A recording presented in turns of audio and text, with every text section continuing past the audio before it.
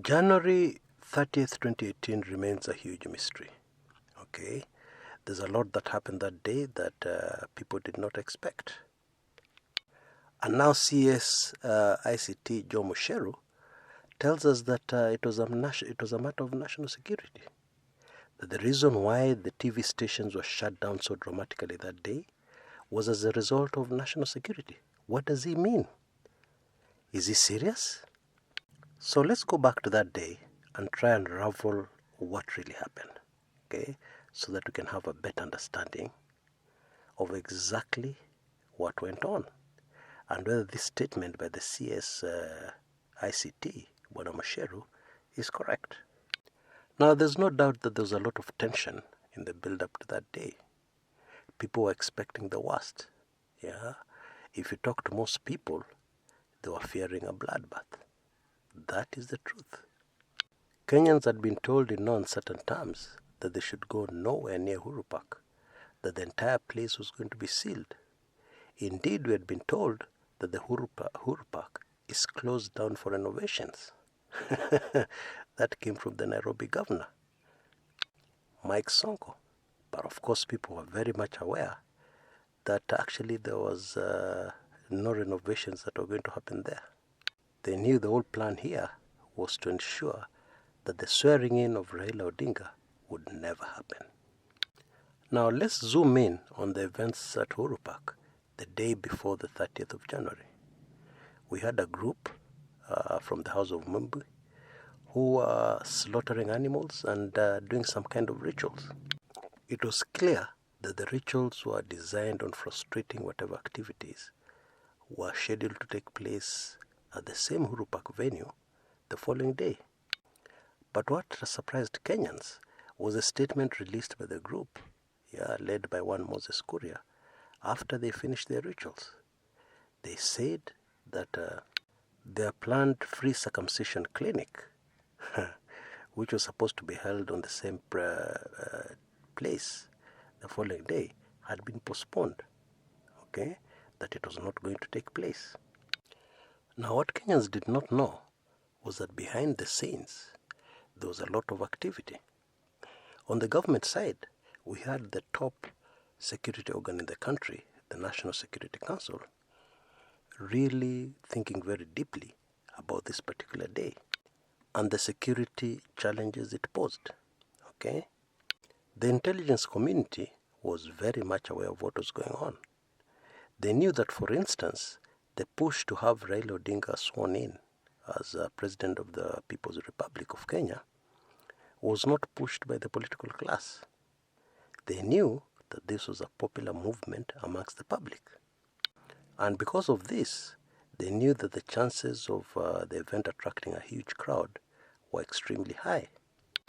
And this is where the huge challenge came in, okay? The huge security challenge. When you have a huge crowd of people with one mind, it's a security risk, okay?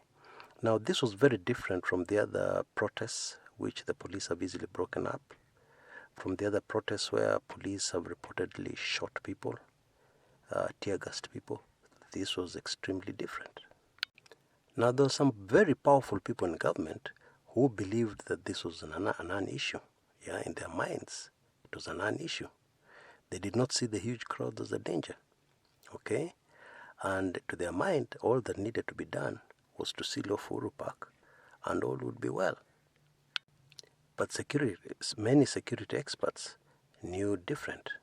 They knew that a huge crowd determined to enter Uhuru Park would cause a lot of chaos and possibly force their way through, however large the security cordon was.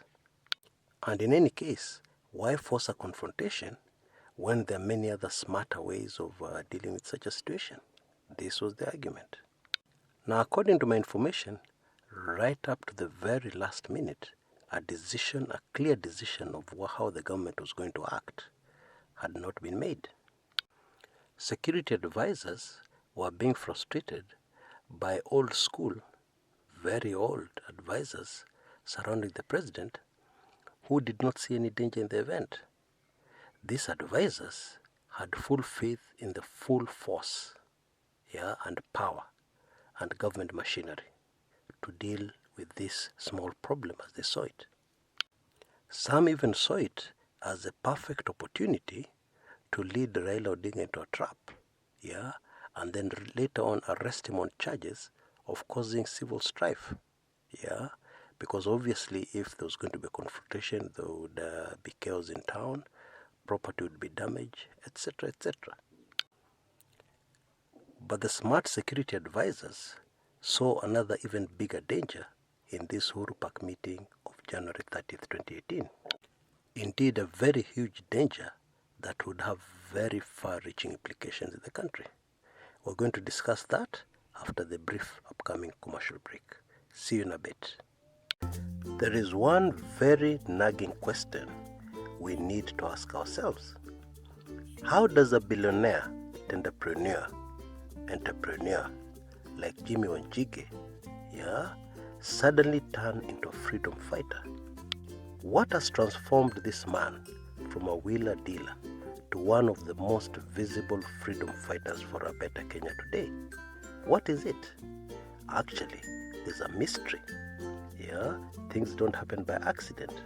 There's an explanation. There are details, very sensitive details, which explain everything very neatly so that you understand Jimmy Wanjigi better, so that you understand Jimmy Wanjigi, the freedom fighter, better, and what his motivation really is, what has turned him from what he was to what he is today. Now, all that information is in my latest Club 1999 recording. Become a member of Club 1999 now. The cost is on your screen right now. All you need to do is to send an email, a blank email, to the email address you also see on your screens right now, and you'll be a member within no time, because that email will give you an automated response that will give you payment instructions of what you need to do.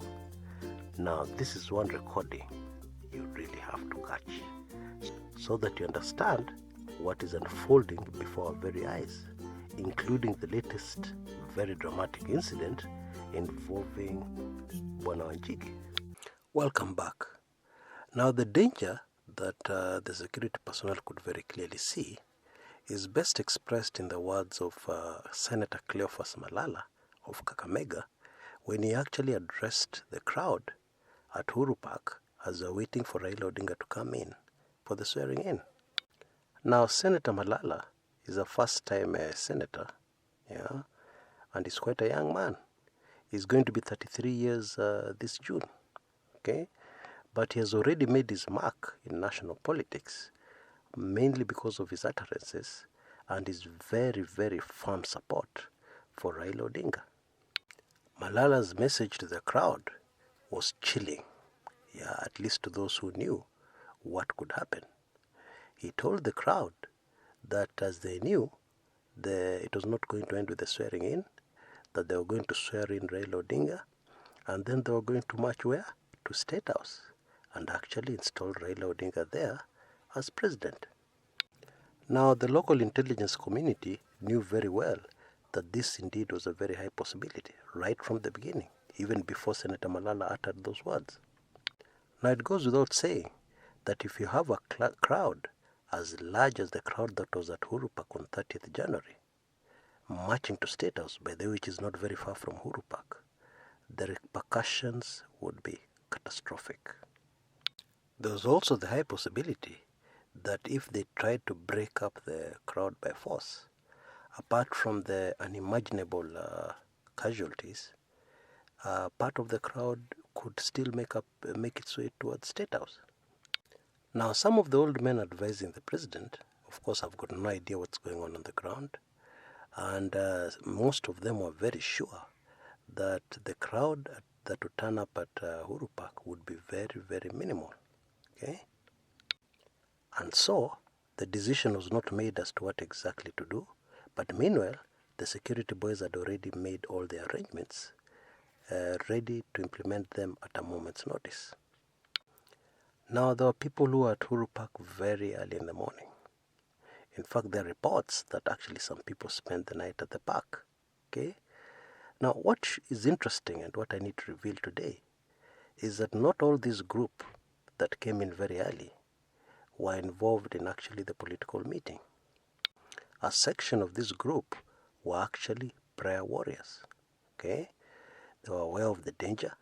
They were aware that this is a situation which could easily escalate into a disaster, yeah, of national proportions, and they took it upon themselves to pray and to stand in the gap and to refuse bloodshed and bloodletting, yeah, and they prayed for peace.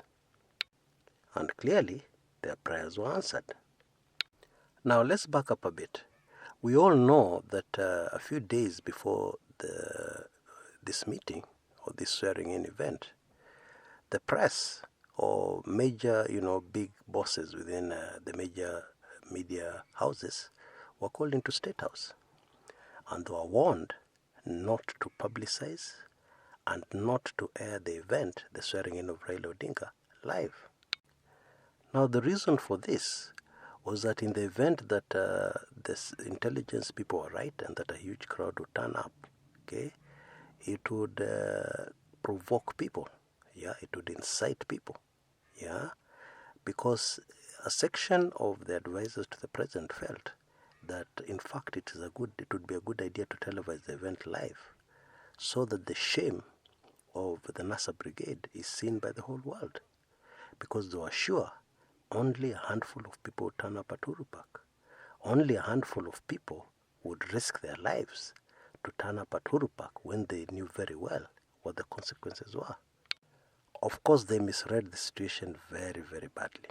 Okay, but of course, in cases like this, when you're making decisions at such a high level, you want to keep your options open for as long as possible.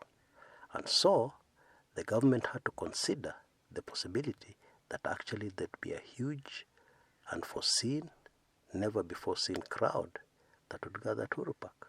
They had to take that option into consideration. And therefore, it was important that the event not be televised live. It was indeed a matter of national security, as CS Mucheru put it to the parliamentary committee.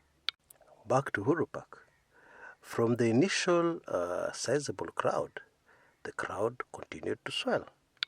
And at some point, the security personnel manning, trying to shut off block Uhuru Park had been withdrawn. Okay? It was becoming very clear that actually the intelligence boys were right, as usual, as they usually are. And the government was taking the advice on how to best handle this. It was also recognized that the best way to deal with the huge crowd and the best way to deal with the NASA and their plans was not to be predictable, because predictability was the police, riot squad turning up in large numbers and using tear gas and trying to disperse people, or at the very least standing at a distance and observing what was going on. None of that happened. And so the government retained the element of surprise, because Nasrites had to ask themselves, where were the police? What were they doing? Yeah? Now this withdrawal of security personnel seemed to have worried the Nasrites very much, okay? Because they knew in a place where there's no police, anything could happen. And for instance, their leader Raila Odinga could maybe get shot by some stray bullet from the crowd. The police could never be blamed because they were not there. Or even it could be taken out by a sniper in some building, and there are a lot of buildings adjoining Uhuru Park. And, the police could not be blamed because they were not there. This was a NASA event, illegal, and the police were not even there. Yeah, so nobody would turn around and blame the police for anything that could happen. This is one of the reasons why the spot chosen for the swearing-in of Raila Odinga was a very interesting spot. It was the kind of spot which was not very good for taking photographs, not very good for capturing the event, but it was secure. It was secure in the sense that it would be difficult for anybody to do any harm to Raila Odinga. He was even out of range of a possible sniper from any of the adjoining buildings. Okay? Now, I've said this before and I need to say it again. A lot of credit has to be given to the people who are handling Raila Odinga's security on that particular day. Those guys were just total professionals, and they were handling a very, very difficult situation. Yeah, and it is amazing how they came out on top. Security concerns is also the reason why the whole event took a very short time. Okay, it was very quick. It was all done in under 6 minutes. We know the fallout. We know how this event affected both the government side and the NASA side. But just to wrap this up, this is exactly what went down. And CS Mucheru is absolutely correct when he says it was a matter of national security. However, in shutting down the stations, the idea was that they would reopen soon after the event was over. Okay? However, what happened was that elements within the Jubilee High Command decided to punish the top TV stations in the country to show them who's boss. Of course, this was a very, very terrible mistake because it turned a media which had been very friendly to the Jubilee government into an enemy. Okay? And we of course know that the mainstream media, the media houses that were shut, incurred huge, huge losses. Okay? Very huge losses that they can never recover from. Okay? So obviously, this is a matter that will remain in our courts for some time to come. Because it will be very surprising if these media houses do not seek some sort of huge compensation for their huge losses. Until next time, this is Chris Kumekucha.